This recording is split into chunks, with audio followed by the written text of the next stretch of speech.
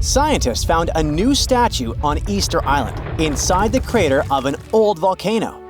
They were sure they already cataloged all the Moai. That's what they call those famous stone giants. But this discovery changes what we know about them. First of all, the Moai were rarely alone, so we may hear about more of them in the same area. Second, it's the first Moai found at the bottom of a lake.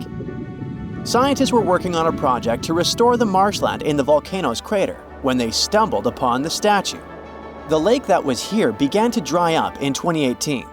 For at least 200 or 300 years, it was almost 10 feet deep, so it would be impossible for humans to build or put a statue on the bottom.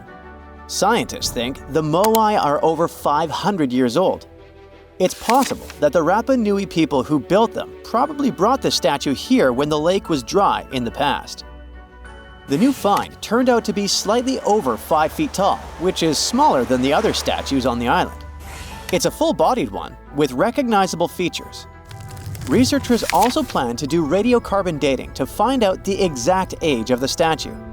They don't plan to remove it from where it was found because the oldest members of the Rapa Nui community want it to stay where it is.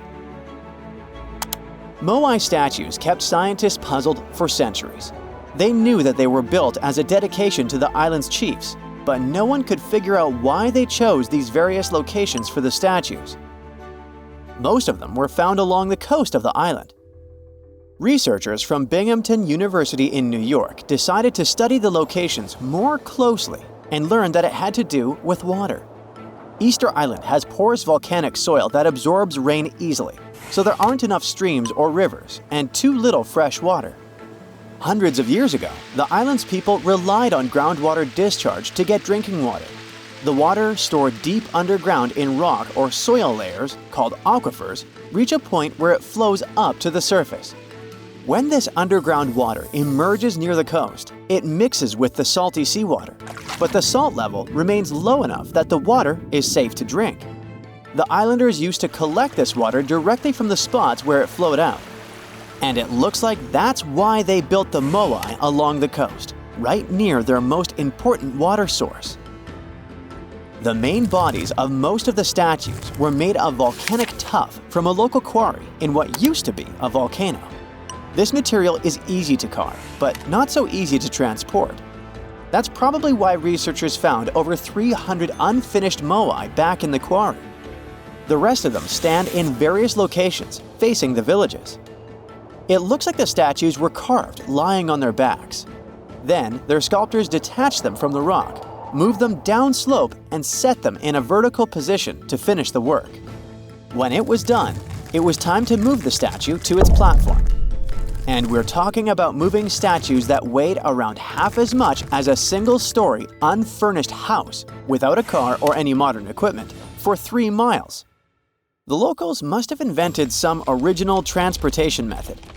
Scientists tried to recreate it and pulled Moai replicas on wooden sleds. They thought someone would have used palm trees for that purpose, but this theory has been debunked. The most successful experiment so far was wielding ropes to rock the statue down the road in a standing position. This sounds legit, because the local Rapa Nui legends mention that the Moai walked from the quarry. And of course, they needed a good road to get there.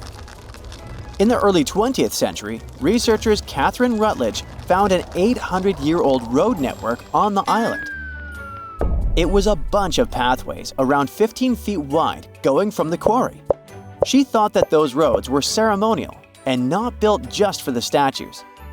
She wasn't a famous scientist back then, so others mostly ignored the theory.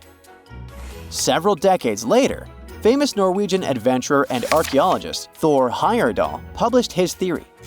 He mentioned that the roads were there exclusively to transport the Moai, and some of the statues were dropped along the way for some reason.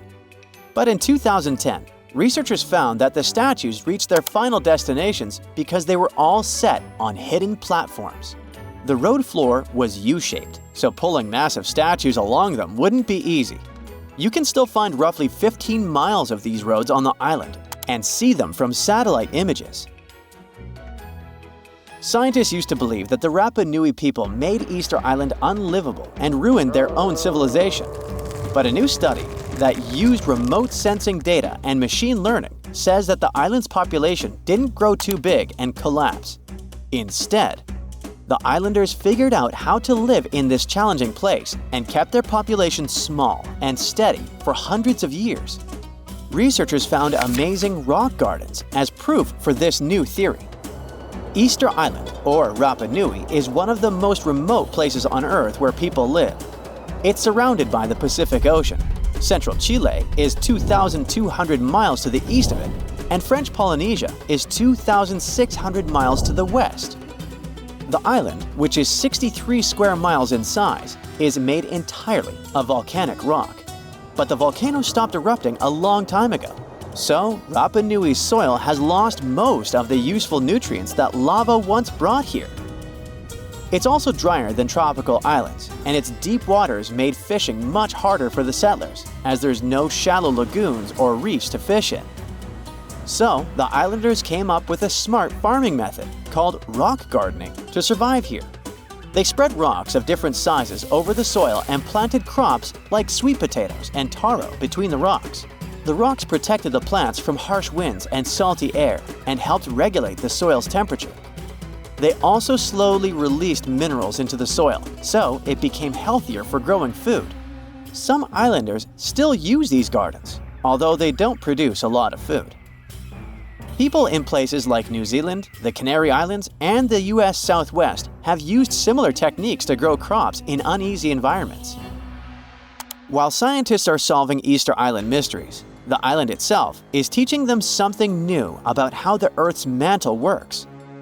For years, they thought it moved like a slow conveyor belt, carrying tectonic plates along with it. But a new study by geologists from Cuba, Colombia, and the Netherlands is challenging this idea. They used a special method called zircon dating to figure out the island's age. Zircons are tiny crystals that form when magma cools, and they have traces of uranium inside that turns into lead over time. So, the scientists measured this change to tell the age of zircons. And they were shocked when they saw that some zircons were way older than expected, around 165 million years old. The island itself is only 2.5 million years old. The scientists found that these ancient zircons came from deep inside the mantle, under the tectonic plate, by magma from earlier volcanic activity. Easter Island's volcanoes are part of a group called hotspot volcanoes, formed by hot plumes of rock rising from deep within the Earth. Normally, these plumes stay in one spot while the Earth's crust moves above them and creates a chain of islands, like Hawaii. But the discovery of ancient zircons on a younger island shows there's more going on deep underground than we thought. Research showed that 165 million years ago, a giant volcanic plateau existed where Easter Island is now. But 110 million years ago, it sank under Antarctica because of tectonic subduction.